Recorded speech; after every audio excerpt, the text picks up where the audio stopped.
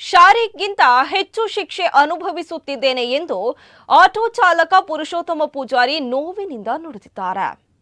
ದುಡಿದು ತಿನ್ನುತ್ತಿದ್ದ ನನ್ನಂತಹ ವ್ಯಕ್ತಿಯನ್ನ ಈ ಸ್ಥಿತಿಗೆ ತಂದಿರುವ ಶಾರೀಕ್ಗೆ 10 ವರ್ಷ ಜೈಲು ಶಿಕ್ಷೆ ಅಲ್ಲ, ಜೀವಾವಧಿ ಶಿಕ್ಷೆ ಆಗಬೇಕಿತ್ತು ಎಂದವರು ಹೇಳುತ್ತಿದ್ದಾರೆ.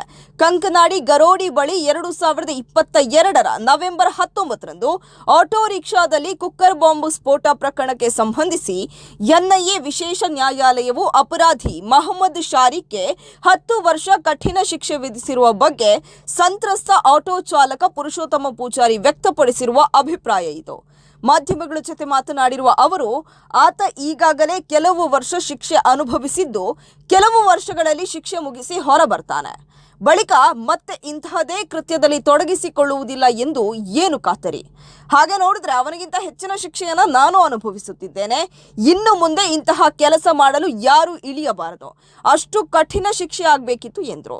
ಆತ ಅಪರಾಧಿಯಾಗಿ ಶಿಕ್ಷೆ ಅನುಭವಿಸಿದ್ರೆ, ನಾನು ಯಾವುದೇ ತಪ್ಪು ಮಾಡದೆ ಕಳೆದ 3.5 ವರ್ಷಗಳಿಂದ ಶಿಕ್ಷೆ ಅನುಭವಿಸ್ತಾ ಇದ್ದಾನೆ.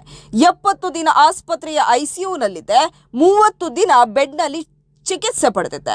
ಆ ದಿನ ನನ್ನ ಜೀವ ಉಳಿದಿರುವುದೇ ದೊಡ್ಡದು ಎಂದರು. ಶಾಸಕ ವೇದವ್ಯಾಸ್ ಕಾಮತ್ ಹೊಸ ಆಟೋ ರಿಕ್ಷಾ ಕೊಡಿಸಿದ್ರು. ಅದನ್ನ ಸ್ವಲ್ಪ ಸಮಯ ಬಾಡಿಗೆಗೆ ಕೊಟ್ಟಿದ್ದೆ, ಆದ್ರೆ ಅದರಿಂದ ಯಾವುದೇ ಪ್ರಯೋಜನ ಇಲ್ಲ ಎಂದು ಈಗ ನಾನೇ ಓಡಿಸ್ತೇನೆ. ಸದ್ಯ ಇಡೀ ದಿನ ಆಟೋ ಓಡಿಸಲು ಸಾಧ್ಯವಾಗ್ತಾ ಇಲ್ಲ. ಬೆಳಗ್ಗೆ ಮತ್ತು ಸಂಜೆ ಸ್ವಲ್ಪ ಹೊತ್ತು ಆಟೋ ಓಡಿಸುತ್ತೇನೆ ಎಂದರು. ಸರ್ಕಾರದಿಂದ ಹೆಚ್ಚಿನ ಸಹಕಾರ ಸಿಕ್ಕಿಲ್ಲ, ಹೇಗಿದ್ದೀರಿ ಎಂದು ಕೂಡ ಕೇಳಿಲ್ಲ. ಆಸ್ಪತ್ರೆಯ ಬಿಲ್ 9.5 ಲಕ್ಷ ರೂಪಾಯಿ ಮಗಳ ESI ಮೂಲಕ ಪಾವತಿಯಾಗಿದೆ. ಈಗ ಇತರ ಔಷಧ ವೆಚ್ಚಗಳಿಗೆ ತಿಂಗಳಿಗೆ 2,000 ರೂಪಾಯಿ ಬೇಕು.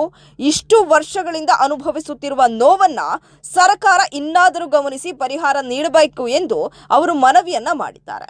ಹಿರಿಯ ಪುತ್ರಿಯ ಮದುವೆಗೆ ಸಿದ್ಧತೆಯಲ್ಲಿದ್ದ ಪುರುಷೋತ್ತಮ ಪೂಜಾರಿ ಕುಟುಂಬಕ್ಕೆ ಕುಕ್ಕರ್ ಬಾಂಬ್ ಸ್ಫೋಟ ಪ್ರಕರಣ ದೊಡ್ಡ ಆಘಾತ ನೀಡಿತು. ಬದುಕಿನ ಲಯವನ್ನೇ ತಪ್ಪಿಸಿತು. ಮದುವೆಯ ಖರ್ಚಿಗಾಗಿ ಆಟೋದಲ್ಲಿ ರಾತ್ರಿ ಹಗಲು ದುಡಿಯುತ್ತಿದ್ದ ಅವರು ಸ್ಫೋಟದಿಂದಾಗಿ ಆಸ್ಪತ್ರೆ ಸೇರಿದ್ರು. ಬಳಿಕ ಎಲ್ಲವೂ ಅನಿಶ್ಚಿತತೆಯಿಂದ ಕೂಡಿತ್ತು. ಕೂಡಿಟ್ಟ ಹಣವೆಲ್ಲ ಖರ್ಚಾಯಿತು. ಆದ್ರೆ ಕುಟುಂಬಕ್ಕೆ ಆಸರೆಯಾದುದು ಪಕ್ಷಾತೀತವಾಗಿ ಸ್ಥಳೀಯ ಮುಖಂಡರು, ಸಂಘ ಸಂಸ್ಥೆಗಳ ಪ್ರಮುಖರು ನೀಡಿದ ನೆರವು. ಗುರು ಬೆಳದಿಂಗಳು ಫೌಂಡೇಶನ್ ಅವರ ಮನೆಯನ್ನ ನವೀಕರಿಸಿಕೊಟ್ಟಿತು. ಎಲ್ಲರ ನೆರವಿನಿಂದಲೇ ಹಿರಿಯ ಮಗಳ ಮದುವೆಯೂ ನಡೆದಿತ್ತು. ಪ್ರಸ್ತುತ ಕಿರಿಯ ಪುತ್ರಿ CA ಅಂತಿಮ ಪರೀಕ್ಷೆಗೆ ಸಿದ್ಧತೆಯನ್ನು ನಡೆಸ್ತಾ ಇದ್ದಾರೆ. ಆಟೋದಲ್ಲಿ ನಡೆಸುತ್ತಿರುವ ಸಣ್ಣ ದುಡಿಮೆಯೇ ಗಂಡ ಹೆಂಡತಿ ಮಗಳ ಜೀವನಕ್ಕೆ ಆಧಾರವಾಗಿದೆ.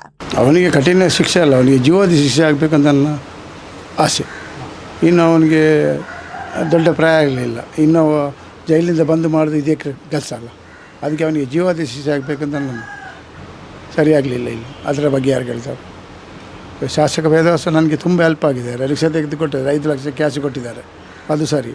ಮತ್ತು ಪದ್ಮರಾಜರು ಮನೆ ರಿಪೇರಿ ಕೊಟ್ಟಿದ್ದಾರೆ, ಅದು. ಮತ್ತು ಐವನ್ ಅವರು 2 ಲಕ್ಷ ತೆಗೆದು ಕೊಟ್ಟಿದ್ದಾರೆ, ಸತ್ಯ ಅದು. ಆದಮೇಲೆ ಈಗ ಅದೆಲ್ಲ ಮುಗಿದಿದೆ.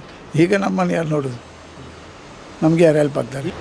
ಅವನಿಗೆ ಜೀವಾವಧಿ ಶಿಕ್ಷೆ ಆಗಬೇಕಂತ ಬಯಸೋದು ಅಷ್ಟೇ, ಮತ್ತೇನಿಲ್ಲ. ಅವನಿಗೆ ಇನ್ನು ಬಿಡಲೇಬಾರ್ದು. ಬಿಟ್ಟರೆ